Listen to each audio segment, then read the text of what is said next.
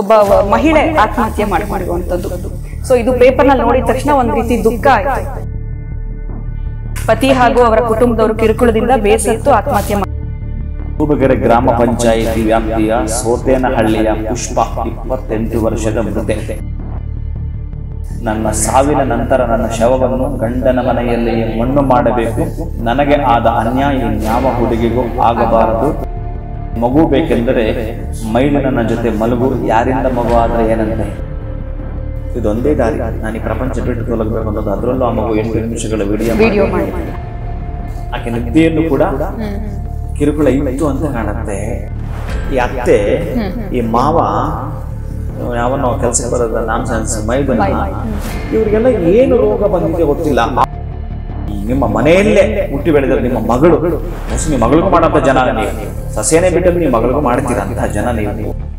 ನಮಸ್ಕಾರ, ಶುಭೋದಯ ಪ್ರೀತಿಯ ವೀಕ್ಷಕರೆಲ್ಲರಿಗೂ ಸಂಕಲ್ಪ ಸುದ್ದಿ ಕಾರ್ಯಕ್ರಮಕ್ಕೆ ಆತ್ಮೀಯ ಪ್ರೀತಿಯ ಸ್ವಾಗತ ಹೇಳ್ತಾ ಇರೋದು ನನ್ನ ಉಷಾ.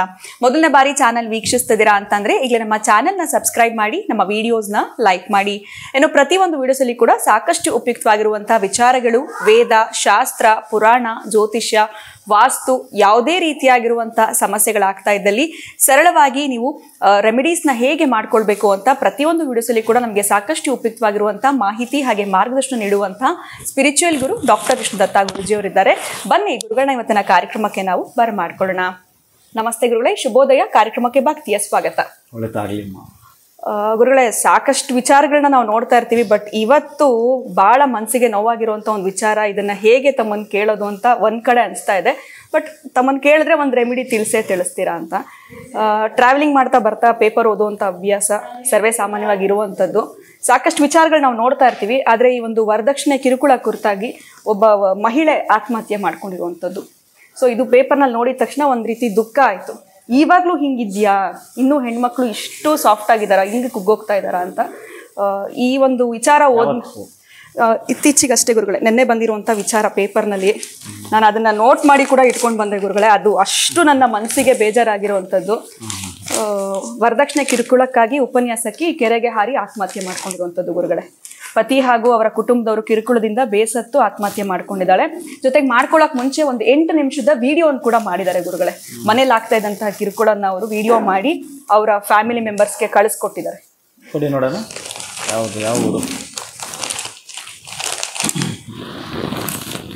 ಸೊ ಈ ತರ ಒಂದು ವರದಕ್ಷಿಣೆ ಕಿರುಕುಳ ಬಂದ್ಬಿಟ್ರೆ ಹೇಗ್ ಮದ್ವೆ ಆಗುವಂಥದ್ದು, ಜಾತಕಗಳನ್ನ ನೋಡಿ ಮದ್ವೆ ಆಗಿರ್ತಾರ ಇಲ್ವಾ, ಅಥವಾ ನೋಡಿ ಆದ್ರೂ ಕೂಡ ಈ ತರ ಆಗತ್ತೆ ಅಂತಂದ್ರೆ ಮದ್ವೆ ಆಗೋದಕ್ಕೆ ಭಯ ಬಂದ್ಬಿಡುತ್ತೆ. ಬೇಡವೇ ಬೇಡ ಫ್ಯಾಮಿಲಿ ಅನ್ನುವಂಥದ್ದು.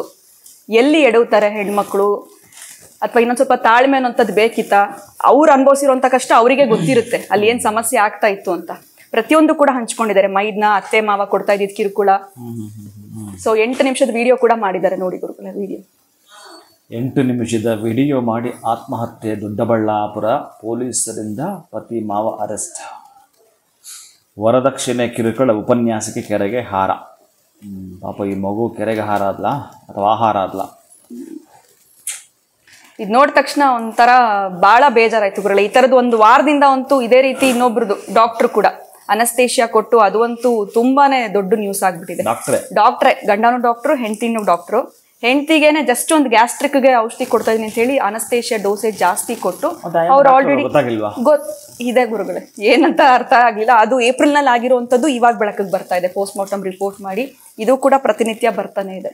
ಸೊ ಈ ಜಾತಕಗಳ ಹೊಂದಾಣಿಕೆ ಬರೀ ನಮ್ಗೆ ಹುಡುಗ ಹುಡುಗಿದ್ ಅಷ್ಟೇ ಅಲ್ದಿರ ಕುಟುಂಬದವ್ರದ್ದು ನಾವು ನೋಡ್ಬೇಕಾಗತ್ತಾ, ಯಾವ ಕುಟುಂಬಕ್ಕೆ ನಾವು ಹೋಗ್ತಾ ಇದೀವಿ ಅಂತ.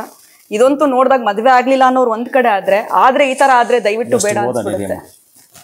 ಪತಿ ಹಾಗೂ ಅವರ ಕುಟುಂಬದವರ ಕಿರುಕುಳದಿಂದ ಬೇಸತ್ತು ಆತ್ಮಹತ್ಯೆ ಮಾಡಿಕೊಳ್ಳುತ್ತಿದ್ದೇನೆ ಎಂದು 8 ನಿಮಿಷದ ವಿಡಿಯೋ ಮಾಡಿ ಉಪನ್ಯಾಸಕಿಯೊಬ್ಬರು ಸೋಮವಾರ ತೂಬಗೆರೆಯ ಕೆರೆಗೆ ಹಾರಿ ಆತ್ಮಹತ್ಯೆ ಮಾಡಿಕೊಂಡಿದ್ದಾರೆ. ತೂಬಗೆರೆ ಅಂದರೆ ಮೋಸ್ಟ್ಲಿ ಇದು ದೊಡ್ಡಬಳ್ಳಾಪುರ ಬರಬಹುದು. ತೂಬಗೆರೆ ಗ್ರಾಮ ಪಂಚಾಯಿತಿ ವ್ಯಾಪ್ತಿಯ ಸೋತೇನಹಳ್ಳಿಯ ಪುಷ್ಪ 28 ವರ್ಷದ ಮೃತೆ. ಪ್ರಕರಣ ದಾಖಲಿಸಿಕೊಂಡಿರುವ ದೊಡ್ಡಬಳ್ಳಾಪುರ ಗ್ರಾಮಾಂತರ ಮಹಿಳಾ ಠಾಣಾ ಪೊಲೀಸರು ಮೃತೆಯ ಪತಿ ವೇಣು ಹಾಗೂ ಮಾವ ಗೋವಿಂದಪ್ಪ ಅವರನ್ನು ವಶಕ್ಕೆ ಪಡೆದಿದ್ದಾರೆ. ಅತ್ತೆ ಭಾರತಿ, ಮೈದುನ ನಾರಾಯಣಸ್ವಾಮಿ ತಲೆಮರೆಸಿಕೊಂಡಿದ್ದು ತನಿಖೆ ಮುಂದುವರೆಸಿದ್ದಾರೆ. ಪಿಕಪ್ ಡ್ಯಾಮ್ನಲ್ಲಿ ತೇಲುತ್ತಿದ್ದ ಶವ. ತೂಬಗೆರೆಯಲ್ಲಿನ ವಿಶ್ವೇಶ್ವರಯ್ಯ ಪಿಕಪ್ ಡ್ಯಾಮ್ನಲ್ಲಿ ಮಹಿಳೆಯ ಶವ ತೇಲುತ್ತಿದ್ದ ದೃಶ್ಯ ಗಮನಿಸಿದ ಸ್ಥಳೀಯರು ಪೊಲೀಸರಿಗೆ ಮಾಹಿತಿ ನೀಡಿದ್ದರು. ಅಗ್ನಿಶಾಮಕ ಸಿಬ್ಬಂದಿ ಸಹಕಾರದಲ್ಲಿ ಪೊಲೀಸರು ಹೊರತೆಗೆದ ಶವ ಪರೀಕ್ಷೆಗೆ ರವಾನಿಸಿದ್ದರು. ಸ್ಥಳದಲ್ಲಿ ಪುಷ್ಪ ಅವರ ಪರ್ಸ್ ಹಾಗೂ ಡೆತ್ ನೋಟು ಪತ್ತೆಯಾಗಿದೆ. ನೋಡಿ ಎಷ್ಟು ನೋವಿಟ್ಕೊಂಡು ಆಕೆ ಡೆತ್ ನೋಟು ಬರೆದಿರಬೇಕು. ವರ್ಷದ ಹಿಂದೆಯಷ್ಟೇ ಮದುವೆ. ತಪಸಿಹಳ್ಳಿ ಗ್ರಾಮದ ವೇಣು ಜೊತೆ ವರ್ಷದ ಹಿಂದೆ ಪುಷ್ಪ ಸಪ್ತಪದಿ ತುಳಿದಿದ್ದರು. ಮದುವೆಯಾದ ಆರಂಭದಿಂದಲೇ ಪತಿ ಹಾಗೂ ಪತಿ ಮನೆಯವರೊಂದಿಗೆ ವೈಮನಸ್ಸು ಏರ್ಪಟ್ಟಿತ್ತು ಎನ್ನಲಾಗಿದೆ. ಅತ್ತೆ ಮಾವ ಹಾಗೂ ಮೈದುನ ವರದಕ್ಷಿಣೆ ಕಿರುಕುಳ ನೀಡುತ್ತಿದ್ದರು. ನಿವೇಶನವೊಂದಕ್ಕೆ ಬೇಡಿಕೆ ಇಟ್ಟು ಹಿಂಸೆ ನೀಡುತ್ತಿದ್ದರು ಎಂದು ಪುಷ್ಪ ಸಂಬಂಧಿಕರು ದೂರಿನಲ್ಲಿ ತಿಳಿಸಿದ್ದಾರೆ. ಗಂಡನ ಮನೆಯಲ್ಲಿ ಮಣ್ಣು ಮಾಡಿ ಪತಿ ಹಾಗೂ ಆತನ ಕುಟುಂಬದವರು ಸಾಕಷ್ಟು ಕಿರುಕುಳ ನೀಡಿದ್ದಾರೆ. ಸಾಯುವಂತೆ ಒತ್ತಾಯಿಸುತ್ತಿದ್ದರು. ನನ್ನ ಸಾವಿನ ನಂತರ ನನ್ನ ಶವವನ್ನು ಗಂಡನ ಮನೆಯಲ್ಲಿಯೇ ಮಣ್ಣು ಮಾಡಬೇಕು. ನನಗೆ ಆದ ಅನ್ಯಾಯ ಇನ್ಯಾವ ಹುಡುಗಿಗೂ ಆಗಬಾರದು. ನನಗೆ ನ್ಯಾಯ ದೊರಕಿಸಿಕೊಡಬೇಕು ಎಂದು ಪುಷ್ಪ ಅಂಗಲಾಚಿರುವ ವಿಡಿಯೋ ಎಲ್ಲೆಡೆ ಹರಿದಾಡುತ್ತಿದೆ. ನನಗೆ ಊಟದಲ್ಲಿ ವಿಷ ಹಾಕಿ ಕೊಲ್ಲುವ ಪ್ರಯತ್ನ ಕೂಡ ಮಾಡಿದ್ದರು. ಆದ್ದರಿಂದ ಮನೆಯಲ್ಲಿ ನಾನು ಸರಿಯಾಗಿ ಊಟ ಮಾಡುತ್ತಿರಲಿಲ್ಲ. ನನ್ನ ಪತಿಗೆ ಇನ್ನೊಂದು ಮದುವೆ ಮಾಡುವ ಯೋಚನೆ ಮಾಡಿದ್ದರು. ಸೈಟ್ ಕೊಡಿಸುವಂತೆ ತವರು ಮನೆಯವರೆಗೆ ಕೇಳುವಂತೆ ಕಿರುಕುಳ ನೀಡುತ್ತಿದ್ದರು. ನನಗೆ ಕೆಲಸ ಮಾಡಲು ಬಿಡುತ್ತಿರಲಿಲ್ಲ. ಅತ್ತೆ ಪತಿ ಹಲವು ಬಾರಿ ಕರೆ ಮಾಡಿ ತೊಂದರೆ ಕೊಡುತ್ತಿದ್ದರು. ಅದನ್ನೆಲ್ಲ ನನ್ನ ಕಾಲ್ ರೆಕಾರ್ಡ್ನಲ್ಲಿ ಇದೆ. ಆದರೆ ಅವರು ನನ್ನ ಮೊಬೈಲ್ ಫ್ಲಾಶ್ ಮಾಡಿಸಿ ಸಾಕ್ಷ್ಯ ನಾಶ ಮಾಡಿದ್ದಾರೆ. ಓ ಮೈ ಗಾಡ್. ಪ್ರತಿನಿತ್ಯ ನರಕ ಅನುಭವಿಸಿದ್ದೇನೆ. ನನ್ನ ಸಾವಿಗೆ ನ್ಯಾಯ ಕೊಡಿಸಬೇಕು ಎಂದು ವಿಡಿಯೋದಲ್ಲಿ ಗೋಗರೆದಿರುವ ಪುಷ್ಪ ಆ ವಿಡಿಯೋವನ್ನು ಸಂಬಂಧಿಕರಿಗೆ ಶೇರ್ ಮಾಡಿ ನಂತರ ಪಿಕಪ್ ಡ್ಯಾಮ್ಗೆ ಹಾರಿ ಆತ್ಮಹತ್ಯೆ ಮಾಡಿಕೊಂಡಿದ್ದಾರೆ. ಮಗು ಬೇಕೆಂದರೆ ಮೈದುನನ ಜೊತೆ ಮಲಗು ಅಂದರೆ ಅತ್ತೆ. ಮಗು ಪಡೆಯಲು ಪುಷ್ಪ ಇಚ್ಛೆ ಪಟ್ಟಿದ್ದಳು. ಇದಕ್ಕೆ ಪತಿಯ ಕಡೆಯಿಂದ ವಿರೋಧವಿತ್ತು. ಈ ವಿಷಯ ತಿಳಿದ ಅತ್ತೆ ಮಗು ಬೇಕೆಂದರೆ ಮೈದುನನ ಜೊತೆ ಮಲಗು, ಯಾರಿಂದ ಮಗು ಆದರೆ ಏನಂತೆ ಎಂದು ಹೇಳಿದರು. ಇದರಿಂದ ತೀರಾ ಮಾನಸಿಕವಾಗಿ ನೊಂದಿದ್ದೆ ಎಂದು ವಿಡಿಯೋದಲ್ಲಿ ಪುಷ್ಪ ಅಳಿಲು ತೋಡಿಕೊಂಡಿದ್ದಾರೆ.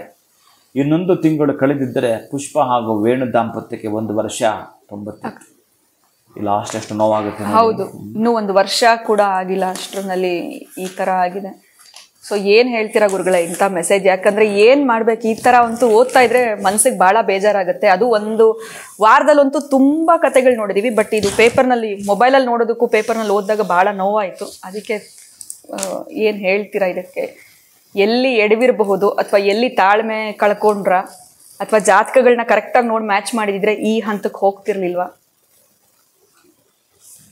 ಅದೇ ಎಲ್ಲ ಮಿಶ್ರಣ. ಈಗ ಎಲ್ಲಿ ಮಾತಾಡೋದು ಅಂದರೆ ಪಾಪ ಈ ನೋವು ನೋಡಿ ಆಕೆ ಉಪನ್ಯಾಸಕ್ಕೆ ಒಬ್ಬ ಟೀಚ್ ಮಾಡೋಂಥ ಆಕೆ ಇನ್ನೆಷ್ಟು ಮನಸ್ಸು ನೊಂದಿದ್ರೆ ಆ ಮಟ್ಟಕ್ಕೆ ಹೋಗ್ತಾರೆ, ಸಹಿಸ್ತಾರೆ.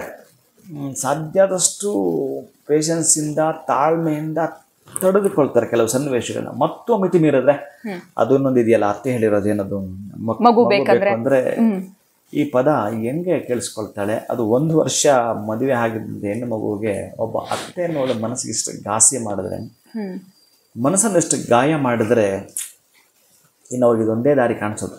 ಇದೊಂದೇ ದಾರಿ, ನಾನು ಈ ಪ್ರಪಂಚ ಬಿಟ್ಟು ತೊಲಗಬೇಕು ಅನ್ನೋದು. ಅದರಲ್ಲೂ ಆ ಮಗು 8 ನಿಮಿಷಗಳ ವಿಡಿಯೋ ಮಾಡಿದ್ದಾರೆ. ಹೌದು. ಆಮೇಲೆ ಈ ಸಾಯಬೇಕು ಅಂದರೆ ಎಷ್ಟು ಧೈರ್ಯ ಬೇಕು ಯೋಚನೆ ಮಾಡಿ. ನಮ್ಮನ್ನು ನಾವು ಕಳ್ಕೊಳ್ಬೇಕು ಅಂತಂದರೆ ಇನ್ನೆಷ್ಟು ಅಗಾಧವಾಗಿ ನಾವು ಮನಸ್ಸು ಮಾಡಬೇಕು. ಅದೇ ಈ ವಿಶ್ವದ ಅತ್ಯಂತ ದುಬಾರಿ ದ್ರವ, ಈ ವಿಶ್ವದ ಅತ್ಯಂತ ದುಬಾರಿ ದ್ರವ ಅಂದರೆ ಕಣ್ಣೀರು. ಕಣ್ಣೀರು ಎಷ್ಟು ಸಲ ಆಕೆ ಎತ್ತಿರ್ತಾಳೋ ಅದು 1% ಅಷ್ಟು ನೀರದು. ಇನ್ನು 99% ಭಾವನೆಗಳಿರ್ತವೆ. ಆ ಭಾವನೆಗಳನ್ನು ಅದಿಮಿಟ್ಟುಕೊಂಡು ಇಷ್ಟು ದಿನಗಳು ಇದ್ದು ಆಕೆ ಆ ಮಟ್ಟಕ್ಕೆ ಹೋಗಬೇಕಾದ್ರೆ ಇನ್ನು ಇವರ ಕಿರುಕುಳ ಬಹುಶಃ ಆಕೆ ನಿದ್ದೆಯಲ್ಲೂ ಕೂಡ ಇತ್ತೇನೋ ಅಂತ ಕಾಣುತ್ತೆ. ಆಕೆ ನಿದ್ದೆಯಲ್ಲೂ ಕೂಡ ಕಿರುಕುಳ ಇತ್ತು ಅಂತ ಕಾಣುತ್ತೆ. ಇನ್ನು ಏನು ಇವರು ಸಾಧಿಸ್ತಾರ ಗೊತ್ತಿಲ್ಲ. ಈಗ ಮೋಸ್ಟ್ಲಿ ಜೈಲು ಮತ್ತೊಂದು ಜನ ನಡಿಬೋದು. ಇದನ್ನೇ ಅದೇ ಅವ್ರಿಗೇನು ಕರ್ಮ ಅಂತಂದರೆ, ಈ ಅತ್ತೆ ಈ ಮಾವ ಯಾವನ್ನೋ ಕೆಲಸಕ್ಕೆ ಬರೋದ ನಾನ್ಸೆನ್ಸ್ ಮೈದುನ, ಇವರಿಗೆಲ್ಲ ಏನು ರೋಗ ಬಂದಿದೆ ಗೊತ್ತಿಲ್ಲ. ಅವರಿರುವಂಥ ಸನ್ನಿವೇಶ ಅವರು ಇರುವಂಥ ಜನಸಂದಣಿ ಅವರು ಯೋಚನೆ ಮಾಡುವಂಥದ್ದು ಅಷ್ಟಕ್ಕೆ ಸೀಮಿತವಾಗಿರುತ್ತೆ. ಅರೆ ಇದಕ್ಕಿಂತ ಹೊರಗೆ ಬಂದರೆ ನಮಗೆ ಉಲ್ಲಾಸ ಇದೆ, ಆನಂದ ಇದೆ, ಆತ್ಮೀಯತೆ ಇದೆ, ಸಂತೋಷ ಇದೆ, ಪ್ರೀತಿ ಇದೆ, ವಾತ್ಸಲ್ಯ ಇದೆ, ಇವೇನು ಕಾಣಿಸಲ್ಲ.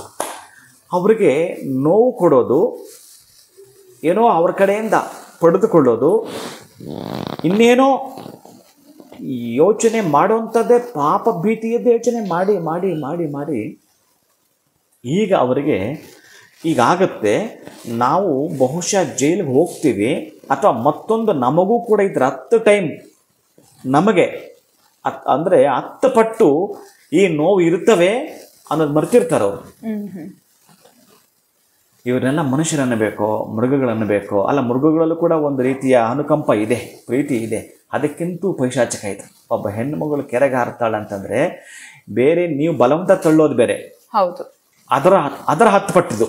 ಆಕೆ ಮನಸ್ಸನ್ನ ಮಾಡ್ಕೋಬೇಕು ಅಂದ್ರೆ ಎಷ್ಟು ನೋವಿರುತ್ತೆ ಅಂತ ನೀವು ಹೇಳಿದ್ರಲ್ಲ, ಜಾತಕ ಅದು ಇದೆ ಅಂತ, ಅವೆಲ್ಲ ಪರ್ಸೆಂಟೇಜ್. ಬಹುಶಃ ದೇವರಲ್ಲಿ ಬದುಕಲಿಕ್ಕೆ ಅವಕಾಶ ಮಾಡಿಕೊಟ್ಟಿರ್ತಾನೆ, ಒಂದಷ್ಟು ಕರ್ಮ ಫಲವನ್ನು ನಿಮ್ಮ ಜೊತೆ ಕಳಿಸಿರ್ತಾನೆ. ಆ ಕರ್ಮ ಫಲಗಳೊಂದಿಗೆ ಇರ್ತಕ್ಕಂಥದ್ದನ್ನು ಎಚ್ಚೆತ್ಕೋಬೋದು. ಭಗವಂತ ಕೊಡೋದು 5 ಈ ಪಂಚಭೂತಗಳು. ಈ ಪಂಚಭೂತಗಳು ಕೊಟ್ಟು ನೀವೇನು ಮಾಡಿದರೆ ಅದನ್ನು ಹಾಕಿರ್ತಾನೆ. ಜೊತೆಗೆ ಈ ಪೈಶಾಚಿಕದಿಂದ ಹೊರಗೆ ಬರಲಿಕ್ಕೆ ಅವಕಾಶನ ಮಾಡಿಕೊಟ್ಟಿದ್ದಾನೆ. ಅಂದರೆ ಒಳ್ಳೆಯವ್ರ ಜೊತೆ ಸೇರೋವಂಥದ್ದು, ನೀವು ಧ್ಯಾನನೋ ಮೆಡಿಟೇಷನೋ ಸತ್ಸಂಗದಲ್ಲಿ ನೀವು ಹೋಗಲಿಲ್ಲ ಅಂದರೆ ನಿಮ್ಮ ಕರ್ಮಗಳಲ್ಲಿ ಹೀಗೆ ಆಗುತ್ತೆ. ಯಾಕಂದರೆ ಅಲ್ಲಿ ಹೋದ್ರೆ ಸ್ವಲ್ಪ ಮಾರ್ಪಾಟು ಮಾಡ್ಕೊಳ್ತೀರಿ, ನಿಮ್ಮ ಅಹಂಕಾರಗಳನ್ನು ಪಕ್ಕಕ್ಕೆ ಸರಿಸ್ತೀರಿ, ಸಾಧ್ಯ ಆದಷ್ಟು ಒಳ್ಳೆಯವರಾಗಲಿಕ್ಕೆ ಪ್ರಯತ್ನ ಪಡ್ತೀರಿ. ಇದೇನೂ ಇಲ್ಲದೆ ಒಬ್ಬ ಹೆಣ್ಣು ಮಗಳನ್ನು ನೀವು ನಿಮ್ಮ ಮನೆಯಲ್ಲೇ ಹುಟ್ಟಿ ಬೆಳೆದರೆ ನಿಮ್ಮ ಮಗಳು, ಬಸ್ ನೀವು ಮಗಳಿಗೂ ಮಾಡೋಂಥ ಜನ, ನೀವು ಸಸ್ಯನೇ ಬಿಟ್ಟಲ್ಲಿ ನೀವು ಮಗಳಿಗೂ ಮಾಡ್ತೀರಾ ಅಂಥ ಜನ ನೀವು. ಇನ್ನೂ ಈ ಥರದ್ದು ಎಷ್ಟು ಜನ ಇದ್ದಾರೋ ನಾವು ಒಂದಷ್ಟೇ ನೀವು ಓದಿದ್ರೆ ಇನ್ನು ದೇಶಾದ್ಯಂತ ಜಗತ್ತಿನಲ್ಲೆಲ್ಲ ಹೇಗೆ ನಡಿಬೋದು. ಪ್ರತಿದಿನ ಒಂದೊಂದು ಆಕೆ ಯಾವ ರೀತಿ ಪ್ರಾಣ ಕಳ್ಕೊಳ್ಳೋದು, ಇದನ್ನು ಒಮ್ಮೆ ಯೋಚನೆ ಮಾಡಿಬಿಟ್ರೆ ಮನುಷ್ಯನ ಜೀವನ ಬೇಡ ಅನಿಸುತ್ತೆ. ಮನುಷ್ಯ ಹುಟ್ಟೋದು ಬೇಡ ಅನಿಸುತ್ತೆ. ಒಂದು ಮರ ಆದರೆ ಒಂದಷ್ಟು ಪಕ್ಷಿಗಳಿಗೆ ಹಣ್ಣು ಕಾಯಿ ಕೊಡ್ಬೋದು, ಒಂದಷ್ಟು ಜನಕ್ಕೆ ನೆರಳು ಕೊಡ್ಬೋದು ಅನಿಸುತ್ತೆ. ಈ ದುಃಖ, ಈ ನರಕ ಯಾತನೆ, ಈ ಯಮಯಾತನೆ ಬೇಡ ಬೇಡ ಬೇಡ ಅನಿಸುತ್ತೆ. ಈ ಅತ್ತೆ ಮಾವ ಆಗಿರಬಹುದು, ಆ ಮೈದನ ಆಗಿರಬಹುದು, ಮೊಬೈಲ್ ಫ್ಲಾಶ್ ಮಾಡಿ ಸಾಕ್ಷಿಗಳನ್ನ ಕೂಡ ನಾಶ ಮಾಡಿದ್ದಾರೆ. ಇನ್ನೆಂತ ಏನು ಬುದ್ಧಿ ಉಪಯೋಗಿಸಿದ್ದಾರೆ ಅವರು. ಇಲ್ಲ, ಇವರಂತ ಕಟಕರು ಯಾರೂ ಇಲ್ಲ. ಅದೇ ಹೇಳೋದು, ಈ ಚೇಳಿಗೆ, ಹಾವುಗೆ, ಮತ್ತೊಂದಕ್ಕೆಲ್ಲ ಒಂದೊಂದು ಕಡೆ ಮಾತ್ರ ವಿಷ ಇರುತ್ತಂತೆ. ಮನುಷ್ಯನಿಗೆ ಪೂರ್ಣ ಮೈಯೆಲ್ಲ ವಿಷ ಅಂದರೆ ಇಂಥ ಪೈಶಾಚಿಕ ಕೃತ್ಯದವರೆಗೆ ಇರಬೇಕೇನೋ. ಇವ್ರಿಗೂ ಶಿಕ್ಷೆಗಳಿದ್ದಾವೆ, ಅದರ ತಕ್ಷಣ ಇಲ್ಲದಿರಬಹುದು. ನೀವು ಜೈಲಿಗೆ ಹೋಗೋದು, ಮತ್ತೊಂದು ಅವರು ಬಿಡಿಸ್ಕೊಂಡು ಬರೋದು, ಇವೆಲ್ಲ ಬಿಡ್ರಿ, ಇವೆಲ್ಲ ನಡೀತದೆ. ಇದಕ್ಕಿಂತಲೂ ಕೂಡ ಈ ಮಾಡಿರೋಂಥವ್ರಿಗೆ ಈ ಹೆಣ್ಮಗು ಎಳ್ಳು ಹುಡ್ತಾಲ ಗೊತ್ತಿಲ್ಲ, ಅಲ್ಲಿ ಈ ಅತ್ತೆನವಳು ಕೋಳಿಯಾಗಿ ಅವಳಿಗೆ ಆಹಾರ ಆಗ್ತಾಳೆ. ಇನ್ನೊಂದು ಮತ್ತು ಹಿಂದೆ ತಕ್ಷಣವೇ ಅವಳು ಇನ್ನೊಂದು ಆತ್ಮ ಸೇರಿಕೊಂಡು ಕುರಿಯಾಗಿ ಆ ಮಗುಗೆ ಆಹಾರವಾಗ್ತಾಳೆ. ಇನ್ನೊಂದಷ್ಟು ಜನ್ಮ ಪಡೆದು ಮೇಕೆಯಾಗಿ ಅವಳಿಗೆ ಆಹಾರ ಆಗ್ತಾಳೆ. ಈ ಜನ್ಮಗಳನ್ನು ಪಡೆದು ಕೊನೆಯದಾಗಿ 7 ಜನ್ಮಗಳು ಈ ಹುಚ್ಚುನಾಯಿ ಅಂತಾರಲ್ಲ, ಒಂದೊಂದು ನಾಯಿ ಇರುತ್ತೆ ಪಾಪ, ಅದು ಕಣ್ಣು ಕಾಣಲ್ಲ. ಒಂದೊಂದು ನಾಯಿ ಇರುತ್ತೆ, ನಾಯಿ ಜನ್ಮನೇ ತುಂಬ ಪೇನ್ ಆಗುತ್ತೆ. ಸಿಕ್ಕಿದ್ರೆ ಉಂಡಬೇಕು, ಇಲ್ಲಾಂದರೆ ಮಲಗಿರಬೇಕು, ತುಂಬ ಯಾತನೆ. ಅದಾದರೆ ಇದ್ರ ಜೊತೆಗೆ ನಾಯಿಯಲ್ಲೇ ತುಂಬ ಕನಿಷ್ಠ ಇರುತ್ತಲ್ಲ, ಒಂದು ಕಣ್ಣು ಕಳ್ಕೊಂಡು, ಒಂದು ಕಾಲು ಕಳ್ಕೊಂಡು, 8 ದಿನ ಊಟ ಇಲ್ಲದೆ ಈ ಸ್ಥಿತಿಗೆ ಈ ಅತ್ತೆ ಹೋಗ್ತಾಳೆ. ಈ ಅತ್ತೆ ನೋಡಿ ಯಾರೋ ಗೊತ್ತಿಲ್ಲ, ಆಕೆ ಖಚಿತವಾಗಿ ಹೋಗ್ತಾಳೆ. ಈಗ ಈ ದರ್ಪ ತೋರಿಸೋದು, ಈ ಅಹಂಕಾರ ತೋರಿಸೋದು, ಸೊಸೆಯನ್ನು ಕೊಲ್ಲೋ ಅಷ್ಟು ನೀಚಗುಣನೆಲ್ಲ ಇದೆ ಅಂತಂದರೆ ನನ್ನ ಏನಂತಾರೆ ತಾಯಿ, ಏನಂತಾರೆ? ಮೊದಲು ನಿನ್ನಂತ ಅಳಬೇಕು, ಬಲವಂತ ನಿನ್ನಂತ ಅಳಬೇಕು. ಆಮೇಲೆ ಸ್ವಲ್ಪ ನೀರು ಒಳಗಡೆ ಹೋದಾಗ ಮೇಲೆ ಕೆತ್ತಬೇಕು, ನಿನ್ನ ಹೆಂಗಿರುತ್ತೆ ನೋವು, ಆ ಬದುಕು ಸಾವು ಹೆಂಗಿರುತ್ತೆ ಅಂತ ತೋರಿಸ್ಬೇಕು ನಿಮ್ಮಂಥವ್ರಿಗೆಲ್ಲ. ಪಾಪ ಅವಳು ಉಪನ್ಯಾಸಕ್ಕೆ ಆ ಮಗುವಿನ ಮನಸ್ಸಿನ ಎಷ್ಟು ನೊಂದಿದ್ರೆ ಇದಾಗತ್ತೆ. ಇದನ್ನೇ ನಾನು ಬಡ್ಕೊಳ್ಳೋದು ಕಾರಣ ಏನು ಅಂತಂದರೆ, ದಯವಿಟ್ಟು 10 ಸಲ ಯೋಚನೆ ಮಾಡಿ ಜಾತಕಗಳನ್ನ. ಅವರು ಸಪ್ತಪದಿ ತುಳಿದಿದ್ದಾರೆ ಅಂತ ನೋಡಿ ಪೇಪರಲ್ಲಿ ಹಾಕಿದ್ದಾರೆ. ಸಪ್ತಪದಿ ತುಳಿದಿದ್ದಾರೋ ಅಥವಾ ಕಾಮನ್ ಆಗಿ ಅದನ್ನು ಹಾಕ್ಬಿಡ್ತಾರೆ. ಆ ರೀತಿ ಮದುವೆ ಅನ್ನೋದನ್ನು ಸಪ್ತಪದಿ ಅಂತಲೂ ಮೆನ್ಷನ್ ಮಾಡ್ತಾರೆ. ನಾನು ಅದೇ ಹೇಳಿದ್ದು, ಈ ಸಜ್ಜಿಕಾಗೂಢ, ಸಮನ್ಮಾಲ, ಸಪ್ತಪದಿ, ಮಾಂಗಲ್ಯಧಾರಣ ಶಾಸ್ತ್ರಗಳು ಒಂದು 4-5 ಕರೆಕ್ಟಾಗಿ ಮಾಡಿ, ಅದಕ್ಕಿಂತಲೂ ಮುಖ್ಯವಾಗಿ ಒಂದು ಮುಹೂರ್ತ ಕೂಡ ಕರೆಕ್ಟಾಗಿ ಇಟ್ಕೊಳ್ಳಿ. ಅದಕ್ಕಿಂತಲೂ ಮೊದಲು ಈ ಸೋಲ್ಮೇಟನ್ನು ಮ್ಯಾಚ್ ಮಾಡೋದಿದೆಯಲ್ಲ, ಅದನ್ನು ಕೂಡ 10 ಸಲ ಯೋಚನೆ ಮಾಡಿ. ಇದು ಎಲ್ಲದಕ್ಕಿಂತ ಮುಖ್ಯವಾಗಿ ಈ ಹುಡುಗ ಮತ್ತು ಈ ಹುಡುಗಿ ಒಂದು 6 ತಿಂಗಳು ಅವರು ಒಬ್ಬರನ್ನೊಬ್ಬರ ಮನಸ್ಸುಗಳು ಅರ್ಥ ಮಾಡ್ಕೊಳಕ್ಕೆ ಬಿಟ್ಬಿಡಿ. ಆಮೇಲೆ ಆ ಅತ್ತೆ ಕೂಡ ಅಷ್ಟೇ ಅರ್ಥ ಮಾಡ್ಕೊಳಕ್ಕೆ ಬಿಟ್ಬಿಡಿ. ಈಗಿನ ಕುಟುಂಬಗಳಂಗಾಗಿದೆ. ಆಮೇಲೆ ಈ ಮೊಬೈಲ್ಗಳು ಇವೆಲ್ಲ ಬಂದು ಹಾಳಾಗೋಗಿದ್ದಾರೆ ಒಂದಷ್ಟು ಜನ. ಹೌದು, ಈ ಕುಕೃತ್ಯಗಳು ಜಾಸ್ತಿ ಆಗಿರತಕ್ಕಂಥ, ಅದರಲ್ಲಿ ಅಡ್ವಾಂಟೇಜ್ ಇದೆ, ಡಿಸ್ಅಡ್ವಾಂಟೇಜ್ ಇದೆ, ಎರಡೂ ಇರೋದ್ರಲ್ಲಿ ಆಯ್ಕೆ ಮಾಡ್ಕೊಂಡು ತಪ್ತಿದ್ದೀರಿ. ಒಂದಾದರೆ ದೊಡ್ಡ ತಲೆನೋವಿರತಕ್ಕಂತಹದ್ದು ನಿಮ್ಮಗಳ ಕರ್ಮ ನಿಮಗೊಂದು ಅವಕಾಶ ಕೊಡುತ್ತೆ, ಎಚ್ಚೆತ್ಕೋ ಅಂತ. ನೀವು ಅದನ್ನೇ ಮುಂದುವರೆಸಿದ್ರೆ ಕೆಟ್ಟವರು ಕೂಡ ಒಳ್ಳೆಯವರಾಗಲಿಕ್ಕೆ ಈ ಮನುಷ್ಯನ ಜನ್ಮ ಕೊಟ್ಟಿದ್ದಾರೆ. ಕೆಟ್ಟವರು ಕೂಡ ಒಳ್ಳೆಯವರಾಗಲಿಕ್ಕೆ ನೀವು ಮತ್ತೂ ಕೆಟ್ಟವರಾಗ್ತೀನಿ ಅಂತಂದರೆ ಇನ್ನು ನಿಮ್ಮನ್ನು ಎಲ್ಲಿಂದ ಹಾಕ್ಕೊಂಡು ಬರ್ತಾನೆ ಅಂತಂದರೆ, ಯಾರ ಮನೆ ಹೇಳ್ತಿದ್ನಲ್ಲ, ಈ MBBS ಅಲ್ಲಿ ನಾನೇನೋ ಸರಿಯಾಗಿ ಓದಲಿಲ್ಲ, ಯಾಕೋ ನನಗೆ ಮಾರ್ಕ್ಸ್ ಬರಲಿಲ್ಲ, ಆತ್ಮಹತ್ಯೆ ಮಾಡ್ಕೊಳ್ತೀನಿ, ಎಜುಕೇಷನ್ ಭಯಪಟ್ಟು ಆತ್ಮಹತ್ಯೆ ಮಾಡ್ಕೊಳ್ತೀನಿ ಅಂತಂದರೆ ಮತ್ತು ಹುಷಾರಾಗಿರು. ಹಂಗೇನ ಮಾಡಿಕೊಂಡ್ರೆ ನೀನು ಮತ್ತೆ LKGಯಿಂದ ಓದಿಸ್ತಾರೆ, ಮತ್ತೆ LKG ಓದಿಸ್ತಾರೆ. ಅಂದರೆ ಇದು ನಿಮಗೆ ಹಾಸ್ಯಾಸ್ಪದವಾಗಿರ್ಬೋದು. ನೀವೇನಾದರೂ ಆ ರೀತಿ ಮಾಡಿದ್ರೆ ನಿಮ್ಮ ಜವಾಬ್ದಾರಿ ತುಂಬ ದೊಡ್ಡ ಮಟ್ಟದಲ್ಲಿದೆ. ನೀವು ಒಂದು ಸಲ ಹಾಗೇನಾದರೂ ಯೋಚನೆ ಮಾಡಿಬಿಟ್ರೆ ಪಾಪ ಆ ಹೆಣ್ಣು ಮಗಳ ಆತ್ಮಕ್ಕೆ ಶಾಂತಿ ಸಿಗಲಿ. ದೊಡ್ಡ ತಲೆನೋವು ಏನು ಹೇಳೋಕ್ಕೆ ಮಾತುಗಳು ಬರಲ್ಲ. ಈ ಫ್ಯಾಮಿಲಿಗೆ ಹೋಗದೆ ಇದ್ದಿದ್ದಿದ್ರೆ ಬಹುಶಃ ಬದುಕಿ ಬಾಳ್ತಾ ಇದ್ರೇನೋ ಅಂತ ಒಂದ್ ಕಡೆ ಯೋಚನೆ ಬರುತ್ತೆ. ಆ ಪುಷ್ಪ ಮಹಿಳೆ ಈ ಫ್ಯಾಮಿಲಿಗೆ ಬಂದಿರಲಿಲ್ಲ ಅಥವಾ ಈ ಫ್ಯಾಮಿಲಿಗೆ ಮದುವೆ ಆಗಿರಲಿಲ್ಲ ಅಂದಿದ್ರೆ ಬಹುಶಃ ಜೀವನ ಇನ್ನ ಮುಂದೆ ಇತ್ತು, ಫ್ಯೂಚರ್ ನೋಡ್ತಾ ಇದ್ರು. ಖಂಡಿತ ಇರುತ್ತೆ. ಅದಕ್ಕೆ ಹೇಳೋದು ನಾನು, ಇಲ್ಲೇ ನೀವು ಎಚ್ಚೆತ್ಕೋಬೇಕಾಗಿತ್ತು. ಅವರ ತಂದೆನೋ ಅವರ ತಾಯಿನೋ ತುಂಬ ಒಳ್ಳೆಯ ಕುಟುಂಬ ಹಾಗೆ ಹೀಗೆ ಅಂತೇಳಿ ಆ ಹೆಣ್ಣು ಮಗುನ ಪುಸಲಾಯಿಸಿ ಮದುವೆ ಮಾಡೋದು ಇರುತ್ತಲ್ಲ, ಅಲ್ಲೂ ಎಚ್ಚೆತ್ಕೊಳ್ಳಿ. ಅದಕ್ಕೆ ಕೆಲವು ಮಕ್ಕಳು ಲವ್ ಮಾಡಿ ಅವರು ಚೆನ್ನಾಗಿರೋ ಆಯ್ಕೆ ಮಾಡ್ಕೊಳ್ತಾರೆ, ಅಲ್ಲಿ ಸ್ವಲ್ಪ ಎರಡರೋ ದೊಡ್ಡರಾದ್ರೂ ಅಡ್ಜಸ್ಟ್ ಮಾಡ್ಕೊಳ್ತಾರೆ. ಹಾಗಂತೇಳಿ ಅದು ಕರೆಕ್ಟ್ ಅಲ್ಲ, ಅಲ್ಲೂ ನೀವು 10 ಸಲ ಯೋಚನೆ ಮಾಡಬೇಕಾಗತ್ತೆ. ಪದೇ ಪದೇ ಯೋಚನೆ ಮಾಡಿ 10 ಸಲ ಯೋಚನೆ ಮಾಡಿ 1 ವರ್ಷ ಅದಕ್ಕೆ ಟೈಮ್ ತಗೊಳ್ಳಿ. ನನ್ನ ಮಕ್ಕಳಿಗೆ ಮದುವೆ ಆಗಲಿಲ್ಲ ಅಂತೇಳಿ 25 ವರ್ಷ ಆಯಿತು, 29 ವರ್ಷ ಆಯಿತು, 30 ವರ್ಷ ಆಯಿತು ಅಂತ ಯಾವುದೋ ಸಿಕ್ಕಿದ್ರೆ ಬೇಗ ಗಂಟಾಕಕ್ಕೆ ಹೋಗಬೇಡಿ. ಅಲ್ಲಿ ಏನು ಕಾದಿರುತ್ತೋ ಏನೋ ಗಮನಿಸಿ. ಒಂದು ಸಲ ನಿಮಗೂ ಕೂಡ ಅವರ ಮನಸ್ಸನ್ನು, ಅವರ ಮನೆಯನ್ನು ಓದಲಿಕ್ಕೆ ಬರುತ್ತೆ. ಒಂದು ಸಲ ಸ್ಟಡಿ ಮಾಡಿ, ಅಕ್ಕಪಕ್ಕದವ್ರನ್ನ 10 ಸಲ ಕೇಳಿ, ತೊಂದರೆ ಇಲ್ಲ. ಕರ್ಮ ಏನು ಇದು, ಎಂಥದ್ದಿದು? ಈ ರೀತಿ ಚೆನ್ನಾಗಿ ಬದುಕಿ ಬಾಳಿ ಮಕ್ಕಳೊಂದಿಗೆ ಮೊಮ್ಮಕ್ಕಳೊಂದಿಗೆ ಒಂದು ಬದುಕನ್ನು ಕಟ್ಕೊಳ್ಳಲಿಕ್ಕೆ ಇರ್ತಕ್ಕಂಥ ಆ ಹೆಣ್ಣು ಮಗುನ, ಅದು ಒಬ್ಬ ಟೀಚರ್ನ ಆ ಮನಸ್ಸು ಅಷ್ಟೊಂದು ಮೈನಸ್ ಆಗುತ್ತೆ ಅಂತಂದರೆ ಇನ್ನೆಷ್ಟು ನೀವು ಕಿರುಕುಳ ಕೊಟ್ಟಿರ್ತೀರಿ, ಎಷ್ಟು ನೋವು ಕೊಟ್ಟಿರ್ತೀರಿ. ಅದು ಒಂದೇ ವರ್ಷದ ಒಳಗಡೆ ಅಂತಂದರೆ ಏನು ಅನ್ಬೇಕಿದಲ್ಲ. ಇದು ಜಾತಕದ 7ನೇ ಮನೆ 8ನೇ ಮನೆ ಸೂಚಿಸುತ್ತೆ. ಒರಿಜಿನಲ್ ಆಗಿ ಈ ಜಾತಕದ 7, 8ನೇ ಮನೆಗಳು, ಆಮೇಲೆ ಚಂದ್ರ ಈ ಕಡೆ ಆ ಕಡೆ, ಚಂದ್ರನ ಮಧ್ಯದಲ್ಲಿ ಇರಿಸಿ, ಅದು ಕೂಡ ಚಂದ್ರ ನೀಚನಾಗಿ ಈ ಕಡೆಗೂ ಆ ಕಡೆಗೂ ಯಾವುದು ಗ್ರಹಗಳಿಲ್ಲ. ಇವರು 10 ಸಲ ಯೋಚನೆ ಮಾಡ್ತಾರೆ. ಅದೇ ಹೇಳ್ತಾರೆ, ಇವೆಲ್ಲದಕ್ಕೂ ನೋಟ್ ಮಾಡಿ 3 ಬಲಗಳನ್ನ ಎಚ್ಚರಿಸಿ ಹೇಳ್ತಾನೆ. ಒಂದು ಗ್ರಹ ಬಲ, 2ನೇದು ಗೃಹ ಬಲ, 3ನೇದು ದೈವ ಬಲ. ಈ 3 ಬಲಗಳಲ್ಲಿ ಯಾವುದಾದ್ರೂ ಒಂದಿರಬೇಕು. ಮನುಷ್ಯನ ಜೀವನ ಪುನರುಜ್ಜೀವನವಾಗಲಿ. ಮನುಷ್ಯ ತುಂಬಕ್ಕೆ ಅವನು ಕುಲಹೀನನಾದರೂ ಗುಣಹೀನನಾಗಬಾರದು, ಗುಣಹೀನನಾದರೂ ಕುಲಹೀನವಾಗಬಾರದು. ಈ ರೀತಿ ಒಂದನ್ನು, ಅದಕ್ಕೆ ನಾನು ಹೇಳಿದ್ದು, ಈ ಸತ್ಸಂಗಶ್ಚ ವಿವೇಕಶ್ಚ ನಿರ್ಮಲಂ ನಯನದ್ವಯಂ.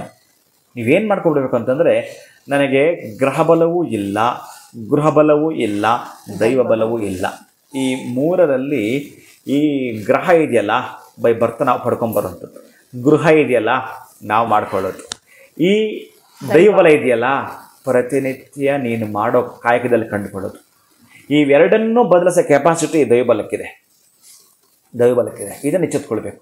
ಇದು ನಾವೇನು ಮಾಡ್ತೀವಿ ಅಂದರೆ, ಆ ಹೆಣ್ಣು ಮಗಳು ಮಾಡಿದ್ರು ಕೂಡ ತಪ್ಪು ಅಂದರೆ ಆಕೆಗೆ ಅಷ್ಟು ನೋವಾಗಿದೆ, ಇವ್ರಿಗೆ ಏನು ಮಾಡಿದ್ರು ಅತ್ಲಾಗೆ ಡಿವೋರ್ಸ್ ಕೊಟ್ಟು ಪಕ್ಕಕ್ಕೆ ಬರಬೇಕಾಗಿತ್ತು. ಸಾಕು ಇವರು ಸವಾಸ ಅಂತ ಹೇಳಿ ಇನ್ನು ಬೇರೆ ರೂಪದಲ್ಲಿ ಆಕೆ ಅವ್ರಿಗೆ ಬುದ್ಧಿ ಕಲಿಸ್ಬೋದಾಗಿತ್ತು. ಅಂದರೆ ಪ್ರಾಣ ಕಳ್ಕೊಳ್ಳೋ ಹಂತಕ್ಕೆ ಹೋಗಬಾರ್ದು ಅಂತ ನನ್ನ ಧ್ಯೇಯ. ಆತ್ಮಹತ್ಯೆನೇ ಇದಕ್ಕೆ ಪರಿಹಾರ ಅಲ್ವೇ ಅಲ್ಲ. ಅದೇ ನಾನು ಹೇಳ್ತೀನಿ, ಸಾಯ್ಬೇಕಾದ್ರೆ ನಿಮ್ಗೆ ಎಷ್ಟು ಧೈರ್ಯ ಬೇಕು ಅಂತಂದರೆ ಅದರಲ್ಲೊಂದು 10% ಧೈರ್ಯ ಇದ್ದರೆ ಸಾಕು. ಭವ್ಯ ಬದುಕನ್ನು, ಒಳ್ಳೆ ಬದುಕನ್ನು, ಒಳ್ಳೆ ಜೀವನವನ್ನು ನಿರೂಪಿಸ್ಕೋಬೋದು. 10% ಧೈರ್ಯ ಇದ್ದರೆ, ಅದು 1/4 ಭಾಗ ಧೈರ್ಯ ಇತ್ತು ಅಂತಂದರೆ ನೀವು ಚೆನ್ನಾಗಿ ಬದುಕಿ ಬಿಡ್ಬೋದು. ಪ್ರೀತಿಯ ಬಂಧುಗಳೇ, ಆ ಮಟ್ಟಕ್ಕೆ ಯಾರೂ ಯೋಚನೆ ಮಾಡೋ ಸಮಂಜಸ ಇಲ್ಲ. ಯಾಕಂತಂದರೆ ಬರ್ತಾಗಬೇಕಾದ್ರೆ ನಮ್ಮ ಕೈಯಲ್ಲಿ ಏನೂ ಇಲ್ಲ. ಡೆತ್ತು ಕೂಡ ಅಷ್ಟೇ ಅಲ್ಲ, ಅವನದ್ದೇ, ಅವನು ಮಾಡ್ಕೊಳ್ತಾನೆ. ಇನ್ನು ಮಧ್ಯದಲ್ಲಿ ನಾವೇನು ಮಾಡಬೇಕು, ಹೋರಾಟ, ಹಾರಾಟ, ಚೀರಾಟಗಳ ಮಧ್ಯೆನೇ ಬದುಕಿನ ಈ ಬಂಡಿಯನ್ನು ನಡೆಸಬೇಕಾಗತ್ತೆ. ಅದಕ್ಕೆ ನೀವು ಜಾತಕ ನೋಡ್ತಿರೋ, ಮನೆಯ ವಾಸ್ತು ನೋಡ್ತಿರೋ, ಇವೆರಡಕ್ಕಿಂತ ಪ್ರಧಾನವಾಗಿ ನಿಮ್ಮನ್ನು ದೈವಬಲ ಕಾಪಾಡುತ್ತೆ. ಒಂದಷ್ಟು ಕಷ್ಟಗಳಂತ ಪಟ್ಟರೆ ಮಾತ್ರ ಒಂದಷ್ಟು ಖುಷಿಯಾಗಿರ್ತಕ್ಕಂಥ ಅಂಶವನ್ನು ಅವ ಕೊಡ್ತಾನೆ. ಅದಕ್ಕಾಗಿ ಇಂತಹದ್ದು ನಿಮ್ಮ ಮನಸ್ಸಿಗೆ ಕೀಳರಿಮೆ ಅಂತ ಬಂದಾಗ ಎಚ್ಚೆತ್ಕೊಳ್ತಕ್ಕಂಥದ್ದು. ನಿಮ್ಮ ಮನಸ್ಸನ್ನು ಡೈವರ್ಟ್ ಮಾಡಿಕೊಂಡು ಆ ಸಂದರ್ಭದಲ್ಲಿ ಇವತ್ತು ನಾನು ಮಾಡಿಕೊಳ್ಳಲೇಬೇಕು ಅಂತ 100ಕ್ಕೆ 100 ನಿರ್ಧಾರ ಮಾಡಿದರೆ ಅವತ್ತೇನಾದರೂ ಮಾಡಿ ಸ್ಕಿಪ್ ಆಗಿ ಡೈವರ್ಷನ್ ತೊಗೊಂಡು ಒಂದು ಕ್ಷೇತ್ರ ಕೊಟ್ಟರು, ನಿಮ್ಮನೆ 6 ಬೈಕೊಂಡ್ರೂ ಪರವಾಗಿಲ್ಲ, ಮನೆ ಬಿಟ್ಟು ಹೋದ್ರು ಅಂದರೂ ಪರವಾಗಿಲ್ಲ, ಇನ್ನೆಲ್ಲಾದರೂ ನಿಮ್ಮ ಸರ್ಕಲ್ ಇರ್ತಕ್ಕಂಥ ಗೆಳೆಯರೋ ಗೆಳತಿಯರೋ ಕುಟುಂಬದವರ ಮನೆಗೆ ಹೊರಟುಬಿಡಿ. ಆ ಮನಸ್ಸನ್ನು ದಯವಿಟ್ಟು ಆ ಕ್ಷಣಕ್ಕೆ ನೀವು ಡೈವರ್ಟ್ ತಗೊಳ್ಳೇಬೇಕು. ಅದೇ ನಾನು ಹೇಳಿದ್ದೆ, 24 ಗಂಟೆಯಲ್ಲಿ 7 ಸೆಕೆಂಡ್ ದುರ್ಘಟನೆ ಅನ್ನೋದಿರುತ್ತೆ. ಆ 7 ಸೆಕೆಂಡು 24 ತಾಸಲ್ಲಿ ಯಾವಾಗ ಬರುತ್ತೆ ಅಂತ ಹೇಳೋಕ್ಕೆ ಆಗಲ್ಲ. ಅಂತಹ ಆ 7 ಸೆಕೆಂಡ್ ಏನಾದರೂ ಮನಸ್ಸಿಗೆ ಬಂತು ಅಂತಂದರೆ ಪೂರ್ಣವಾಗಿ ಅವರು ಡಿಸಿಷನ್ ತೊಗೊಂಡ್ಬಿಡ್ತಾರೆ, ಸತ್ತೇ ಹೋಗ್ಬೇಕು ನಿರ್ಧಾರ ತಗೊಳ್ತಾರೆ. ಅಂಥವ್ರಿಗೆ ನಾನು ಹೇಳ್ತಿರೋದು ಪ್ರೀತಿ ಬಂಧುಗಳೇ, ಯಾವುದೇ ಕಾರಣಕ್ಕೂ ಅಂಥ ಹಠವನ್ನು ಮಾಡಬೇಡಿ. ಯಾವುದೇ ಕಾರಣಕ್ಕೂ ನೀವು ಅಂತಹದ್ದನ್ನು ಡಿಸಿಷನ್ ಯಾವತ್ತೂ ತೆಗೆದುಕೊಳ್ಬೇಡಿ. ನೀವು ಚೆನ್ನಾಗಿರಿ, ಅವ್ರಿಗೆ ಪಾಠ ಕಲಿಸಿ, ಅಂತ ದುಷ್ಟರಿಗೆ ಪಾಠ ಕಲಿಸುವಂಥದ್ದು 100 ಇದ್ದಾವೆ. ನೀವು ಧೈರ್ಯ ತಗೊಂಡು ಆಚೆ ಬರಬೇಕು. ಸಮಾಜ 100 ಮಾತಾಡುತ್ತೆ ಅಂದರೂ ಪರವಾಗಿಲ್ಲ, ಆ 100ನ್ನು ಮುರಿದು ಬಿಟ್ಟು ನೀವೇನೋ ತೋರಿಸ್ಬೋದು, ಅಷ್ಟೆಲ್ಲ ಕೂಡ ಇದೆ. ಅದಕ್ಕಾಗಿ ಸಾವು ಒಂದೇ ಇದಕ್ಕೆ ಪರಿಹಾರ ಅಲ್ಲ ಪ್ರೀತಿ ಬಂಧುಗಳೇ. ಅದಕ್ಕಾಗಿ ಎಚ್ಚೆತ್ಕೊಳ್ಳಿ. ಬಟ್ ಮದುವೆ ಮಾಡುವಂಥವ್ರು ಹೆಣ್ಣು ಮಕ್ಕಳಾಗಿರ್ಬೋದು ಗಂಡು ಮಕ್ಕಳಿಗಾಗಿರ್ಬೋದು ನೋಡ್ಕೊಳ್ಳಿ ಇಂಥವ್ರನ್ನ, ಇಂಥ ಅತ್ತೆ, ಇಂಥ ಮಾವ, ಇಂಥ ಮೈದನ, ಇಂಥ ಕುಟುಂಬದವ್ರನ್ನ ಬಹುಶಃ ಜನಸಂಪರ್ಕ ಇಲ್ಲದೇ ಇರೋ ಜಾಗಕ್ಕೆ ಹಾಕ್ಬೇಕು. ಅವರನ್ನು ಗಡಿಪಾರು ಮಾಡಬೇಕು. ಇವ್ರನ್ನೆಲ್ಲ ನೀರು ಸಿಗಬಾರ್ದು ಅಂತ ಕಡೆ ಹಾಕಬೇಕು. ಈ ಹಸಿವಿಂದ ಬಳ್ಳಿ ಬೋನ್ ಕಾಣಬೇಕು ಅವ್ರದ್ದು. ಆ ಮಟ್ಟಕ್ಕೆ ತಗೊಂಡಾಗ ಹಾಕಿ ನರಕ ಅಂದರೆ ಏನಂತ ತೋರಿಸ್ಬೇಕು. ಆವಾಗ ಮೋಸ್ಟ್ಲಿ ಆ ಹೆಣ್ಣು ಮಗುವಿಗೆ ಒಂದಷ್ಟು ತೃಪ್ತಿ ಆಗುತ್ತೆ. ಒಟ್ಟಾರೆ ಅದಕ್ಕಿಂತಲೂ ಘೋರವಾದ ಶಿಕ್ಷೆ ಖಂಡಿತ ಇರುತ್ತೆ, ಪಕ್ಕಾ ಇರುತ್ತೆ, ಬರೆದಿಟ್ಕೊಳ್ಳಿ. ಅದು ಯಾರು ಆ 3 ಜನ ಏನಕ್ಕಾದರೂ ನೀವು ಈ ಕಿರುಕುಳ ಕೊಡ್ತೀರೋ, ನಿಮಗೇನ್ರಿ ಹಕ್ಕಿದೆ ಆ ಹೆಣ್ಣು ಮಗಳಿಗೆ ಅಷ್ಟೊಂದು ಕಿರುಕುಳ ಕೊಡುವಂಥದ್ದು? ಈ ಜನ್ಮದಲ್ಲಿ ಅನುಭವಿಸಿಲ್ಲ ಅಂದರೆ ಮುಂದಿನ ಇದೇ ಜನ್ಮದಲ್ಲಿ ಅನುಭವಿಸ್ತಾರೆ. ಈ ಜನ್ಮದಲ್ಲಿ ವಿತ್ 7 ಜನದಲ್ಲಿ ಅವ್ರು ಯಾರೋ ನೋಡ್ತಿದ್ದ ಅತ್ತೆ ಮಾವ, ಅವನು ಯಾರ ಕಳ್ಳ, ಬ್ಲಡ್ ಫೇಲರ್, ರಾಸ್ಕಲ್ಲ, ಅವನು ಯಾವನ ಮೈದಾನ ಅನ್ನೋ ನೋಡ್ತಿದ್ರೆ ಅಪ್ಲೈ ಮಾಡ್ಕೊಂಬಿಡಿ. ಗುರುಗಳ ನಾನು ಬೈದಿದ್ದೀರಿ ಅಂದರೆ ಬಾ ಒಂದು ನಿಮಿಷ ನನ್ನ ಹತ್ರ ಅಂತ ಹೇಳಿ ನಾನು 2 ಹೊಡೆದು ಬಿಟ್ಟು ಕಳಿಸ್ಕೊಡ್ತೀನಿ. ಅಷ್ಟು ಪೈನ್ ಇದೆ. 7 ಜನ್ಮಗಳಲ್ಲಿ ಇದಿರುತ್ತೆ ಅವರಿಗೆ. 7 ಜನ್ಮಗಳಲ್ಲೂ ಈ 3 ಜನ ಆ ಮಗುಗೆ ಸೇವೆ ಮಾಡ್ತಾರೆ. ಎಷ್ಟಂತಂದರೆ ಅಮ್ಮ ಹಿಂಗೆ ಅಂಗಲಾಚ್ಕೊಂಡು ಆ ಮಗು ಕೂಡ ಕಾಯ್ತಿರ್ತಾರೆ. ಆ ಮಟ್ಟಕ್ಕೆ ಹೋಗ್ತಾರೆ. ಏನು ಗೊತ್ತಿ, ಇವೆಲ್ಲ ಕಟ್ಟಿಟ್ಟ ಬುತ್ತಿ. ಒಬ್ಬಾಕೆ ಒಂದು ನೀವು ಇದು ಕೇಳಿದ್ದಕ್ಕೆ ಜ್ಞಾಪಕ ಬರುತ್ತೆ ನನಗೆ. ಈ ದೇವಸ್ಥಾನ ಬಾಗಲು ತೆಗೆಯೋ ಒಳಗಡೆ ಯಾರೋ ಒಬ್ಬಾಕೆ ಬಂದು ಸಾರಿಸಿಬಿಟ್ಟು ರಂಗವಲ್ಲಿ ಹಾಕಿ ಹೋಗ್ಬಿಡ್ತಾಳೆ. ಬಾಗಿಲು ತೆಗೆಯೋ ಒಳಗಡೆ ಅವೆಲ್ಲ ಇರುತ್ತೆ. ಮತ್ತು ಈ ಅರ್ಚಕರು ಬಂದು ಬಾಗಿಲು ತೆಗೆಯುವಾಗ ಯಾರು ಇದೆಲ್ಲ ಮಾಡಿರ್ತಾರೆ. ಪ್ರತಿನಿತ್ಯ ದೇವಸ್ಥಾನ ಬಾಗಿಲು ತೆಗೆದ ಕೂಡಲೇ ಆ ದೇವಸ್ಥಾನದ ಪ್ರಾಂಗಣದಲ್ಲಿ ಒಬ್ಬ ರಾಣಿ ಇರ್ತಾಳೆ. ಆ ರಾಣಿ ಪೂಜೆ ಟೈಮ್ ಬರ್ತಾಳೆ. ಈತ ಈ ಅರ್ಚಕ ಕೇಳ್ತಾನೆ ರಾಣಿನ, ಅಮ್ಮ ನಾನು ಬರೋಕ್ಕೆ ಮೊದಲು ಅದು ಯಾರೋ ಗೊತ್ತಿಲ್ಲ ಇಲ್ಲಿ ಸಗಣಿಯಿಂದ ಸಾರಿಸಿ ರಂಗೋಲಿ ಇಟ್ಟಿರ್ತಾರೆ, ನನಗೆ ಬಹಳ ಖುಷಿ ಆಗುತ್ತೆ ದೇವಸ್ಥಾನದ ಮುಂದೆ. ಆ ರಾಣಿ ಆವಾಗ ಹೇಳ್ತಾಳೆ, ಇದನ್ನು ಪ್ರತಿನಿತ್ಯ ನಾನೇ ಮಾಡೋದು ಅರ್ಚಕರೇ ಅಂತ ರಾಣಿ ಹೇಳ್ತಾಳೆ. ಅಮ್ಮ ನೀವು ಮಾಡೋದಾ? ನೀವು ರಾಣಿ ತಾಯಿ, ನೀವು ಒಂದು ಮಾತಂದ್ರೆ 100 ಜನ ಕೆಲಸ ಮಾಡ್ತಾರೆ, ಅದನ್ನು ನೀವ್ಯಾಕೆ ಮಾಡ್ತೀರ ತಾಯಿ? ಇಲ್ಲ ಸ್ವಾಮಿ, ನನಗೆ ಜ್ಞಾಪಕ ಇದೆ. ಬಹುಶಃ ಯಾಕೆ ಇದನ್ನು ನಾನು ಹೇಳ್ತೀನಿ ಅಂತಂದರೆ, ಹಿಂದಿನ ಜನ್ಮದಲ್ಲಿ ನಾನೊಂದು ಪಕ್ಷಿ ಆಗಿದ್ದೆ. ಆ ಪಕ್ಷಿ ಆಗಿದ್ದು ಆ ದೇವರದ್ದು ಗೋಪುರ ಇದೆಯಲ್ಲ, ಆ ಗೋಪುರದ ಮೇಲೆ ಒಂದು ಕಳಶ ಇದೆಯಲ್ಲ, ಆ ಕಳಶದ ಮೇಲೆ ನಾನು ಕೂತಿದ್ದಾಗ ಆ ಕಳಶದ ಮೇಲೆ ಕೂಡ ಧೂಳು ಕೂತಿರ್ತಾ ಇತ್ತು. ನಾನು ಆ ಕಳಶದ ಮೇಲೆ ಹಾರಿ ಬರುವಾಗ ಆ ಧೂಳು ಹೋಗ್ಬಿಡ್ತಾ ಇತ್ತು. ನಾನು ರೆಕ್ಕೆ ಬಡ್ಕೊಂಡು ಹಾರಿ ಬರುವಾಗ ಆ ಧೂಳು ಹೋಗ್ಬಿಡ್ತಲ್ಲ, ಆ ಧೂಳು ಹೋಗಲಾಡಿಸಿದ್ದಕ್ಕೆ ನನಗೆ ಭಗವಂತ ಈ ಜನ್ಮದಲ್ಲಿ ರಾಣಿ ಪಟ್ಟವನ್ನು ಕೊಟ್ಟಿದ್ದಾನೆ. ನಂದೇನು ಸೇವೆ ಇಲ್ಲ, ನಾನೇನು ಆಹಾರಕ್ಕಾಗಿ ಯಾರೋ ಮುಂದೆ ಏನಿಟ್ಟಿರ್ತಾರೆ ಅದು ತಿನ್ನಲಿಕ್ಕೆ ಯಾವಾಗಲೂ ಅಲ್ಲ ಆಶ್ರಯ ಪಡಿತಾ ಇದ್ದೆ. ಅಲ್ಲಿಗೆ ಹಾರಿ ಬರಬೇಕಲ್ಲ ನಾನು, ಆ ಹಾರಿ ಬರುವ ರೆಕ್ಕೆ ಸೌಂಡಿನಲ್ಲಿ ಆ ಧೂಳು ಹೋಗ್ತಾ ಇತ್ತು. ಅಂದರೆ ಅದನ್ನು ಶುದ್ಧಿ ಮಾಡಿದೆಯಾ, ಅದಕ್ಕಾಗಿ ನಿನಗೆ ಈ ಜನ್ಮದಲ್ಲಿ ರಾಣಿ ಆಗುತ್ತೆ ಭಗವಂತ ಕೊಟ್ಟಿರೋ ಈ ನನ್ನ ಅವಕಾಶ. ಬಹುಶಃ ಇದರ ಮುಖಾಂತರ ಅದಕ್ಕೆ ಗುಡಿಸಿ ರಂಗೋಲಿ ಹಾಕಿ ನನ್ನ ಜನ್ಮ ಸಾರ್ಥಕ ಮಾಡ್ಕೊಳ್ತಾ ಇದ್ದೇನೆ ಅಂತ ಒಬ್ಬ ರಾಣಿ ಹೇಳ್ತಾಳೆ. ನೀವು ಒಳ್ಳೇದು ಮಾಡಿದ್ರೆ ಇಷ್ಟಿದೆ, ಇನ್ನು ಕೆಟ್ಟದ್ದು ಮಾಡಿದ್ರೆ ಇಷ್ಟಿದೆ ಗೊತ್ತಾ? ಇನ್ನು ನಾನು ಲಿಸ್ಟ್ ಇಟ್ಕೊಂಡು ಮಾತಾಡಬೇಕಾಗತ್ತೆ, ಅದು ಪಟ್ಟಿ ಇಟ್ಕೊಂಡು ಮಾತಾಡಬೇಕಾಗತ್ತೆ. ಅದಕ್ಕಾಗಿ ಅಷ್ಟಿದೆ. ಇನ್ನು ಅವರಿಗೆ 7 ಜನ್ಮಗಳಲ್ಲೂ ಬರೆದಿಟ್ಕೊಳ್ಳಿ, ಇಂಥ ಪೈಶಾಚಿಕ ಕೃತಿಗಳು ನಡೆಯಬಾರದು. ನಡೆಯುವಂಥವ್ರಿಗೆ ಶಿಕ್ಷೆಗಳು ಅಷ್ಟಿಷ್ಟಲ್ಲ, ತಡ್ಕೊಳ್ಳೋಕ್ಕಾಗ ಆ ಕಡೆ ಬದುಕೋಕ್ಕೆ ಸಾಧ್ಯವೂ ಇಲ್ಲ, ಈ ಕಡೆ ಸಾಯೋಕ್ಕೂ ಆಗಲ್ಲ. ನಾನೊಂದು 20 ವರ್ಷದ ಒಂದು ಅಜ್ಜಿನ ನೋಡಿದ್ದೆ. ಆ ಅಮ್ಮನೂ ಅಷ್ಟೇ. ಅಯ್ಯೋ ಆ ಅಜ್ಜಿ ಇಂಥ ಅಜ್ಜಿ ಅಲ್ಲ, ಅಬ್ಬಾ ಆ ಅಜ್ಜಿ ಹೆಸರು ಮರೆತಿದ್ದೀನಿ. ವಿಪರೀತವಾಗಿ ಪ್ರಾಣಿ ಪಕ್ಷಿಗಳು ಕಂಡ್ರೆ ಹಾಗಲ್ಲ, ಅಕ್ಕಪಕ್ಕದವ್ರು ಭಿಕ್ಷುಕರು ಬಂದರೆ ಹಾಗಲ್ಲ, ಮನುಷ್ಯನ ಕಂಡ್ರತ್ತು ಅಸೂಯೆ ಪಡ್ತಾಳೆ ಅಂತಂದರೆ ಏನೇನೂ ಕೂಡ ಏನು ಹೇಳ್ತಾರಲ್ಲ, ಎಂಜಲ ಕೈಯಲ್ಲಿ ಕಾಗೆ ನೋಡ್ಸಲ್ಲ ಅಂತ ಮುದುಕೆ ಅದು. ನಾನು ನೋಡಿದ ಹಾಗೆ ನಾನು 7th 8th ಆ 2 years ಹೋದವಾಗಲೂ ಕೂಡ ಒಂದೇ ಕಡೆ ಗೊರಕೆ ಹೊಡ್ಕೊಂಡು ಇರ್ತಾರಲ್ಲ, ಹೀಗೇ ಬೆಡ್. ಅವು ಏನೋ ಟ್ಯೂಬಲ್ ಹಾಕ್ತಾರೆ, ಅದೆಂತಿನಂತೂ ಮಲಗಿದ ಜಾಗದಲ್ಲ 2 ವರ್ಷ ನರಕ ಮಾಡಿದ್ಲು. ಅವರ ಮಕ್ಕಳೆಲ್ಲ ಅಯ್ಯೋ ಹೋಗ್ಬಿಡ್ಬಾರ್ದಾಗುತ್ತೆ, ಈ ಮುದುಕಿ ನೋಡ್ಕೊಳ್ಳೋದು ಕರ್ಮ, ನಮ್ಗೆ ಯಾವ ಕರ್ಮ, ಏನು ಅವ್ರ ಕೆಲಸಗಳಿರ್ತವೆ. 2 ವರ್ಷ ಬೆಡ್ ರಿಡನ್ ಅಯ್ಯಮ್ಮ. ಡಾಕ್ಟ್ರು ಆ ಕಡೆ ಹೋಗ್ತಾ ಇಲ್ಲ, ಈ ಕಡೆ ಮನೇಲಿ ಪ್ರಾಣನೂ ಹೋಗ್ತಾ ಇಲ್ಲ. ಕರ್ಮ ಅಂತಂದರೆ ಇದಕ್ಕಿಂತಲೂ ಬೇರೆ ಬೇಡ ಅನ್ಕೋತೀನಿ. ಅಷ್ಟು ಯಮಯಾತನೆ ಇರುತ್ತೆ. ನೀವು ಮಾಡೋ ಕೆಲಸಗಳನ್ನು ಸಕ್ರಮವಾಗಿ ಸಾಧ್ಯ ಆದಷ್ಟು ಒಳ್ಳೆಯದನ್ನು ಬಯಸ್ತಾ ಒಳ್ಳೆಯದನ್ನು ಮಾಡಿ ಒಳ್ಳೆಯದು ಭಗವಂತನಿಗೆ ಬಿಡಿ. ಯಾಕಂದರೆ ಅವ್ನಿಗೆ ಕಳಿಸ್ಕೊಟ್ಟಿರೋದು ಅದಕ್ಕೆ. ಹೋಗಿ ಮಾಡ್ಬಾ, ಒಂದು 8 ತಾಸು ಜಾಬ್, ಮತ್ತು ಮನೆಗೆ ಬರ್ತೀವಲ್ಲ ನಾವು, ಹಾಗೆ ನಮ್ಮಲ್ಲಿ 100 ವರ್ಷ ಕಲಿಸಿದ್ದಾನೆ. ಮತ್ತು ಅಲ್ಲಿ ಹೋದ್ಮೇಲೆ ಏನೇನು ಮಾಡಿದ್ಯಪ್ಪ ಒಳ್ಳೆಯ ಕೆಲಸಗಳು ಅಂತ ತೆಗಿತಾನೆ ಅವನು. ಅದ್ರ ಮೇಲೆ ಮತ್ತೆ ತಪ್ಪ ಪ್ರಕಾರ ತಿರಿಯಕ್ಕೆ ಬೇಡ ನಮಗೆ, ಮತ್ತು ಈ ಜನ್ಮ ಬೇಡ ಮನುಷ್ಯರಾಗಿ. ದೇವಲೋಕದಲ್ಲೋ ಭಗವಂತನ ಪಾದದ ಹತ್ರನೋ ಒಂದು ಪೋಸ್ಟ್ ಕೊಡ್ತಾನೆ, ಒಳ್ಳೆಯದನ್ನು ಮಾಡಿದರೆ. ಅತ್ಯಂತ ನಿಮ್ಮ ಕುಟುಂಬದವರು ಒಳ್ಳೆಯ ಪೋಸ್ಟ್ಗಳನ್ನ ಕೊಡ್ತಾನೆ. ನೀವು ಕೆಟ್ಟದ್ದು ಮಾಡಿದ್ರೆ ನಿಮ್ಮ 7 ಜನ್ಮಗಳ ಕುಟುಂಬದವರು ಅನುಭವಿಸ್ತಾರೆ ರೀ. ಅಷ್ಟೆಷ್ಟು ನಿಮ್ಮ ಮಕ್ಕಳು ಮೊಮ್ಮಕ್ಕಳು ಪ್ರತಿ ಹೆಜ್ಜೆಯಲ್ಲೂ ನಾಶದ್ದೇ. ಅನ್ನ ಇವತ್ತು ಕೂಡ ನಾನು ನೋಡ್ತಾ ಇದ್ದೀನಿ, ಇಂತಹ ಕಾಲದಲ್ಲೂ ಕೂಡ, ಇಷ್ಟೊಂದು ಡಿಜಿಟಲ್ ಕಾಲದಲ್ಲೂ ಕೂಡ ಅನ್ನಕ್ಕೆ ಬಳಲ್ತಾರೆ ಕುಟುಂಬಗಳಿದೆ. ಒಂದು ಒಪ್ಪತ್ತಿನ ಊಟಕ್ಕೂ ಅಲಿತಾರೆ. ಅವೆಲ್ಲ ಅದೇ ಸಾಮ್ರಾಜ್ಯವೇ. ಬಡವ ಅಂತಿರಲ್ಲ, ಅವನೇನು ಬಡವ ಅಲ್ಲ, ಅವನು ಕಾಲಹರಣ ಮಾಡಿ ಮಾಡಿ ಮಾಡಿ ಬಡವಾಗಿರೋದು. ಏನು ಕೆಲಸ ಇಲ್ವ ಮಾಡಲಿಕ್ಕೆ, ಅವನು ಕೆಟ್ಟದ್ದನ್ನು ಮಾಡಿ ಮಾಡಿ ಮಾಡಿ ಇನ್ನೊಬ್ಬರ ಮೇಲೆ ಗಾಸಿಪ್ಪು. ಕೆಲವೊಬ್ಬರು ಮೊನ್ನೆ ಯಾವುದೋ ಒಂದು ಜಾತಕದಲ್ಲಿ ನೋಡಿದೆ ನಾನು, ಎಲ್ಲ ಪೂಜೆಗಳು ಮಾಡಿದ್ದಾರೆ, ಎಲ್ಲ ಥರದ್ದು ಮಾಡಿದ್ದಾರೆ. ಆ ಹೆಣ್ಣು ಮಗು ಮದುವೆನೇ ಆಗ್ತಾ ಇಲ್ಲ. 34 ವರ್ಷ, ತುಂಬ ಚೆನ್ನಾಗಿದ್ದಾಳೆ ನೋಡೋಕ್ಕೆ, ಎಲ್ಲವೂ ಇದೆ, ಎಜುಕೇಷನ್ ಇದೆ, ಬಟ್ ನೋಡೋಕ್ಕೂ ಸುಂದರವಾಗಿದ್ದಾಳೆ, ತುಂಬ ಚೆನ್ನಾಗೂ ಇದ್ದಾರೆ, ತುಂಬ ಹೈಟೆಕ್ ಆಗು ಇದ್ದಾರೆ. ಏನು ಮಾಡಿದ್ರೆ 34 ವರ್ಷ ಹೆಣ್ಣು ಮಗು ಮದುವೆನೇ ಆಗ್ತಾ ಇಲ್ಲ, ಜಾತಕದಿರೋ ದೋಷ ಎಲ್ಲ ಮಾಡ್ಕೊಂಡಿದ್ದಾರೆ ಅವರು. ಅಪ್ಪ ಅನ್ನುವವ ಇದೇ ಅಪ್ಪ, ಆ ಮಗು ಏನು ಅಪ್ಪ ಇದ್ದ. ನಾನು ಹಂಗೆ ಹೇಳಿಬಿಟ್ಟೆ, ನೇರಾಗಿ ಬೈಕೊಳ್ಳೆ ನನಗೇನು ಆಪತ್ತಿಲ್ಲ, ನೀವೆಂತ ನಾನು ಹೇಳಿರ್ತೀನೋ ಅದಕ್ಕೆ ಒಪ್ಕೋಬೇಕು ಅಷ್ಟೇ ಅಂತ ಹೇಳಿದೆ. ಆ ಅಪ್ಪ ಇನ್ನೊಬ್ಬರ ಹೆಣ್ಣು ಮಕ್ಕಳ ಮೇಲೆ, ಪಕ್ಕದ್ದು ಅಕ್ಕಪಕ್ಕದ್ದು ನೆರೆಹೊರದ್ದು ಬಂಧುಗಳದ್ದು ಸ್ನೇಹಿತರದ್ದು ಹೆಣ್ಣು ಮಕ್ಕಳ ಮೇಲೆಲ್ಲ ಏನೋ ಒಂದು ಹೇಳೋದು. ಇವಳು ಹಂಗಿದ್ದಾಳೆ, ಇವಳ ಇನ್ನೊಬ್ಬರ ಜೊತೆ. ಇದನ್ನು ಅಪ್ಪ ಹೇಳಿ ಹೇಳಿ ಹೇಳಿ ಹೇಳಿ ಹೇಳಿ ಆ ದುರ್ವಾಸನೆ ಮನೆಯೆಲ್ಲ ಕುತ್ಕೊಂಡ್ಬಿಡ್ತು. ಒಂದೊಂದು ಇಟ್ಟಿಗೆನೋ ಅದೇ ಆಗಿದೆ ಅವ್ರ ಮನೆಯಲ್ಲಿ. ಒಂದೊಂದು ಇಟ್ಟಿಗೆನೋ ಒಬ್ಬ ಹೆಣ್ಣು ಮಗಳ ಮೇಲೆ ಏನೋ ಒಂದು ಹೇಳ್ತಾ ಇರೋದು. ಅವನು ನೋಡಿದ್ರೆ ಸಾಕು ಇನ್ನೊಬ್ಬರ ಹೆಣ್ಣು ಮಕ್ಕಳು ಏನೋ ಒಂದು ಹೇಳೋದು. ಆಮೇಲೆ ಇನ್ನೊಬ್ಬರ ಜೊತೆ ಮಾತಾಡಬೇಕಾದ್ರೂ ಅದೇ ಮಾತಾಡೋದು. ನೀವು ಟ್ರಾವೆಲ್ ಮಾಡಿ 2 ತಾಸೂ ಬೇರೆ ಹೆಣ್ಣು ಮಕ್ಕಳ ಬಗ್ಗೆ ಕೆಟ್ಟದ್ದೇ ಮಾತಾಡೋದು. ಅದು ಹೆಂಗಾಗುತ್ತೆ ನಿಮ್ಮ ಮಗಳ ಮದುವೆ? ಅಯ್ಯಪ್ಪ ಇಲ್ಲ ಸ್ವಾಮಿ, ಯಾವಾಗಲೂ ಏನೋ ಮಾತಾಡ್ತೀನಿ ಅಂದರೆ ಇನ್ನು ಮುಗೀತು.